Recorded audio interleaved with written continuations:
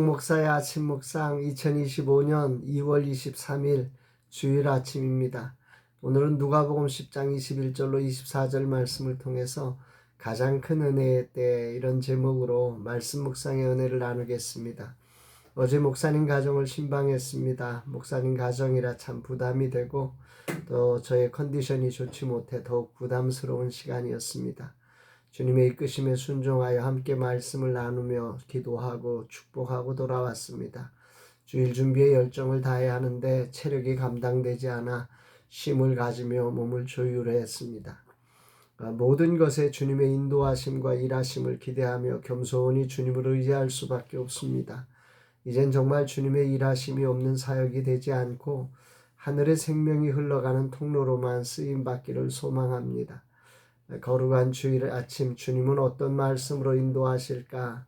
본문에는 파송으로 예수님의 이름으로 펼쳐지는 그 놀라운 일을 경험한 제자들을 향해서 주님이 기쁨과 감사로 성령 안에서 그렇게 감사하면서 아주 소중한 권면을 주시는 말씀이 나옵니다. 21절, 그때 예수께서 성령으로 기뻐하시며 이르시되 천지의 주제이신 아버지여, 이것을 지혜롭고 슬기 있는 자들에게는 숨기시고 어린 아이들에게는 나타내심을 감사하나이다. 옳소이다.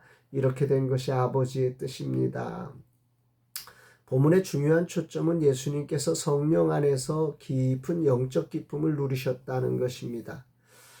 그것은 성부 하나님의 구원 계획이 이루어지는 것에 대한 삼위 하나님의 기쁨이기도 하지요. 인간의 지혜로움이 아니라 겸손한 자들에게 계시된 은혜로 이 구원의 역사가 이루어진 게, 이게 하나님의 뜻이고 그 하나님의 뜻이 이루어졌기 때문에 그 삼위 하나님 성령 안에서 예수님도 이렇게 기뻐하고 감사하고 있는 것입니다.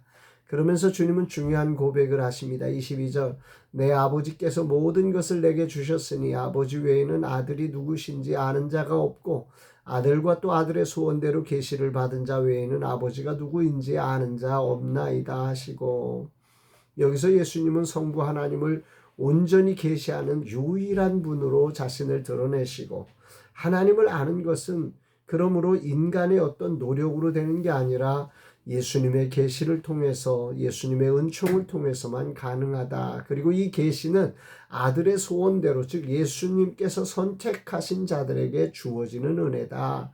이렇게 말씀을 하고 있습니다.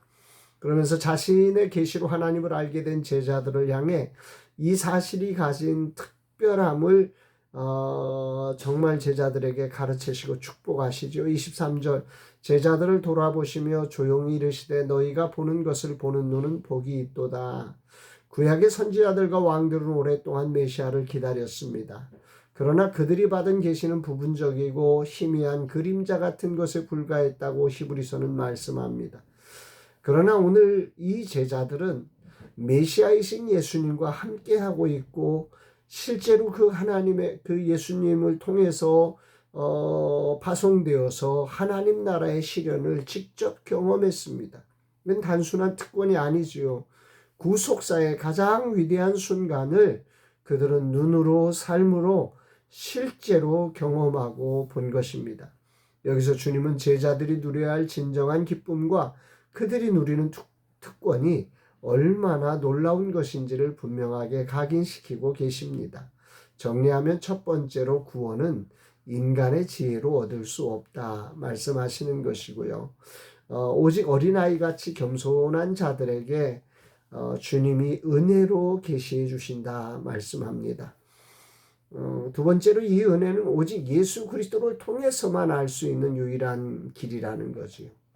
이 은혜는 인간이 노력과 의지와 이런 어떤 힘으로, 경력으로 이 은혜를 받을 수 있는 게 아니라 예수 그리스도를 통해서만 받을 수 있다. 그리고 마지막으로 이 은혜는 구약의 선지자들과 왕들이 그토록 사모하던 은혜였다. 이렇게 말씀합니다. 거룩한 주일 사역을 위해 출발하는 오늘, 주님을 통해 허락된 이 은혜의 기쁨과 확신에 설하는 주님의 노크 소리를 듣게 됩니다. 오직 주님의 은혜를 통한 계시로 되어진 것임을 말입니다. 그리고 이 은혜가 얼마나 큰 은혜인지를 기억하며 나아가라고 하시는 것 같습니다. 저는 오늘 육체적으로 연약해서 사역을 감당하기가 사실 두렵습니다. 그러나 어느 때보다 계시의 유일한 길이신 주님을 온전히 의지할 수 있는 기회가 아닌가 싶기도 합니다. 그래서 감사합니다.